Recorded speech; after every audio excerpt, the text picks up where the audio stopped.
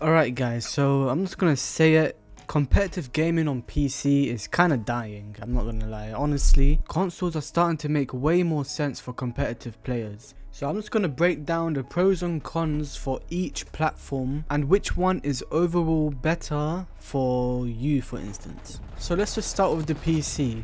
And the pros are that PC has always been king for performance. Obviously, higher frames per second is always better than having, consoles frames, which could be 120, which is now 120 hertz as of speaking. You can customize your shit, like having Discord or Spotify, speaking onto like 4 game channels at once using the same microphone. You can do a lot of stuff, like having 2 monitors, watching a video while playing or watching a video while training or whatever.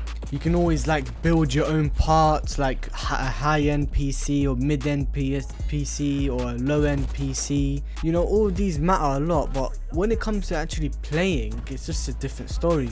PC can be expensive as well. Like I said before, high-end PC like a 5090 that costs 2,000 or almost 2,000 alone, or a high-end CPU, motherboard, heatsink just to cool down that high-powered CPU, because that can be like an oven sometimes. Having a nice case, nice motherboard, SSD, all that stuff, they all cost a lot of money. But obviously you can have some budget bills, maybe like a £500 or dollar PC that could almost perform just like a PS5. That's pretty usable, but you might as well get a PS5 if you're thinking of having a budget of $500 or pounds.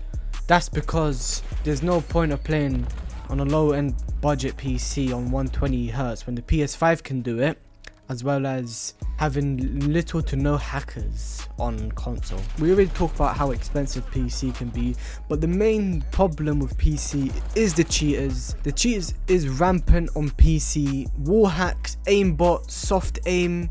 It completely ruins the competitive integrity of the game, and that just ruins everything. Like, ever since I switched to console, it's literally been a dream for me, as getting iridescent hasn't been too stressful, as I might be gambling on PC on if I'm gonna get a hacker or not. It's like almost 50-50 on PC. You have other games like Valorant or maybe CSGO, Faceit, having the Faceit anti-cheats, or the Riot anti-cheat, Vanguard. Those anti-cheats are really good and sustainable of keeping the cheaters away. However, I have gone into cheaters in Valorant, but they have been banned. I've got my RR back.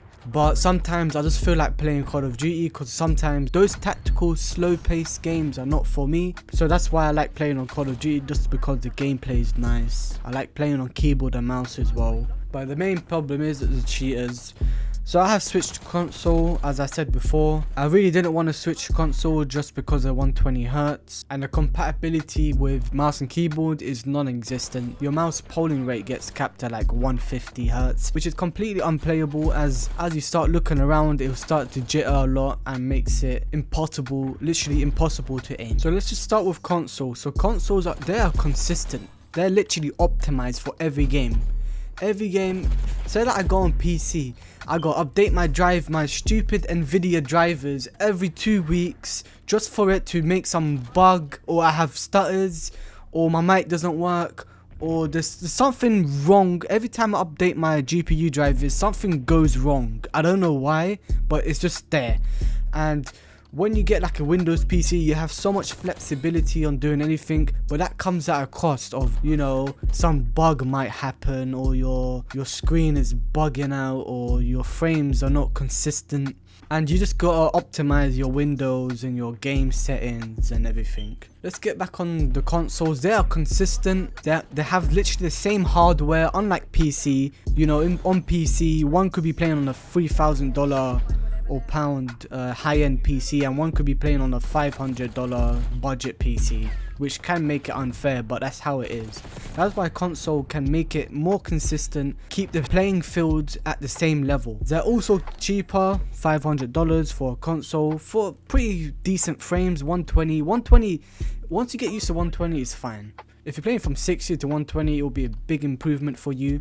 And let's talk about crossplay. So crossplay, you can turn it off in console. You can make it only available for other consoles such as Xbox. That can give peace to mind that you won't get any cheaters. I mean, the only cheaters you would really get is a Cronus user, and you can still beat them, unlike wall hackers, because wall hackers are extremely hard to beat as they know where you are. Some of the cons for PS5, obviously you have to sacrifice some of the flexibility, all the customizations, as you can't tweak or do stuff, swap out parts or do anything on the PlayStation 5. You just get a simple UI that's made for a controller with Spotify or Netflix, and you can have some customizations but not too much. You can't even change your wallpaper on PS5 for some reason, but you could do on PS4. And we're going to discuss about the shift of competitive gaming. So competitive PC used to be all about raw skill, but now it's just about who has the most expensive hardware or who's cheating at the best. Meanwhile, console gaming is growing because it's feeling fair for everyone on the same setup. It's affordable and you don't have to fight cheaters every other match. So if we're talking about competitive balance, console is probably the way to go as of speaking today.